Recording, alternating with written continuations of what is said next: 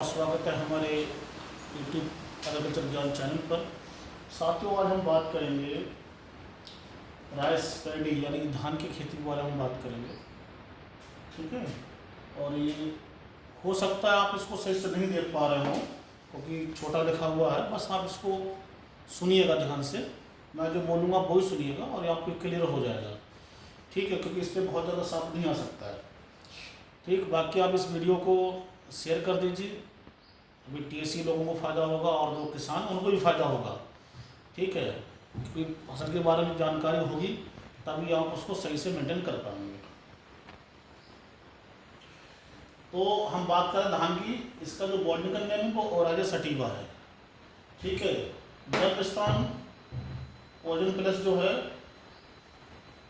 South eastern Asia या India and Burma, मतलब Indo Burma में लिख के आएगा। जब बैबीलोन जो वैज्ञानिक थे उन्होंने 1926 में इसको बताया था कि ये इंडिया और बर्मा में, भारत और बर्मा में ये पहली बार पाया गया था, तो वही इसका ओरिजिन स्थान हो गया। पोलियान की फैमिली, ठीक है, किस परिवार का है ये? तो ग्रेमनी या पोएसी फैमिली का है ये। ठीक है, गुणसूत्र कितने हैं इसमें?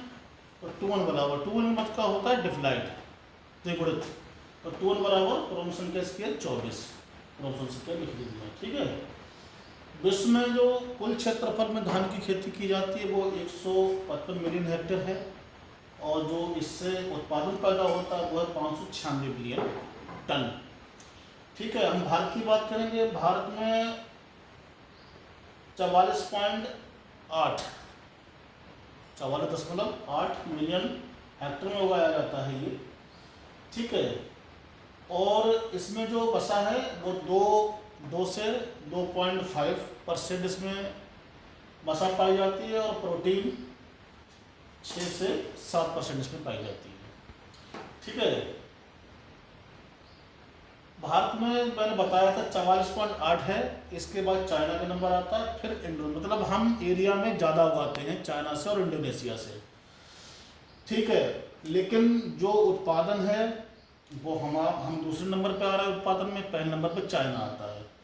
ठीक है, चाइना का 200 मिलियन टन है और हमारा 131 मिलियन टन है।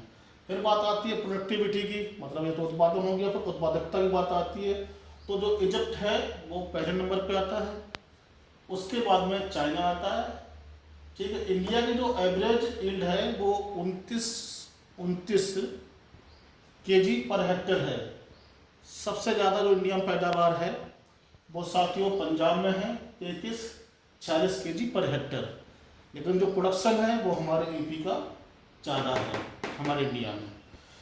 ठीक है, बस उसके बाद में क्या है, अब धान में फूल आप देखते होंगे, उस पुष्पक्रम को बोलते हैं पेनिकल। आप इसको ऐसे याद कर लीजिएगा, वो आपको पूछेगा तो यही पूछेगा कि धान के पुष्पक्रम को क्या कहा जाता है। ठीक है, तो ये होगा हमारा पेनिकल। धान का जो अनाज होता है ग्रेन, उसको कैरोप्सिस बोलते हैं। ठीक है, तो धान की जो स्पेसीज हैं वो 24 हैं। ठीक, 24 में से 22 हैं वो जंगली पाई गई और 2 ऐसी स्पेसीज यानी प्रजातियां थी जिनकी पहचान हो सकी।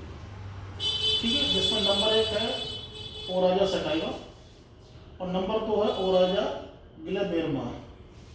ठीक है, जो ओराइजा सटाइवा है वो एशिया में, पूरे होल एशिया में इसको उगाया जाता है और अमेरिका में और यूरोप में उगाया जाता है।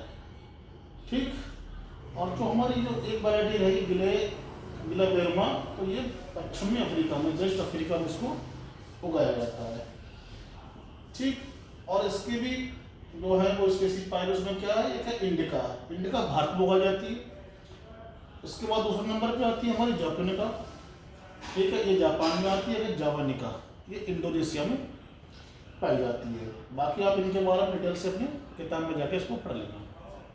ठीक है, धान के फूल में 6 क्रियाशील स्टेटमेंट एंड पिस्टल होते हैं। मतलब इसका मतलब है कि मेल ऑर्गन, मेल पार्ट और फीमेल पार्ट दोनों मिलकर कितने होते हैं? 6 होते हैं।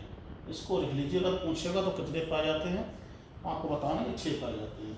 धान का क्या है, इसका जो सेल्फ पॉलिनेटेड क्रॉप है, यानी कि स्वपरागित फसल है ये, और ये क्या है कि शॉर्ट डे प्लांट है, लघु प्रकाश काल वाली ये प्लांट है, मतलब इस पर बहुत ज़्यादा दिन का प्रकाश का यानी कि इस पर प्रभाव नहीं पड़ता है।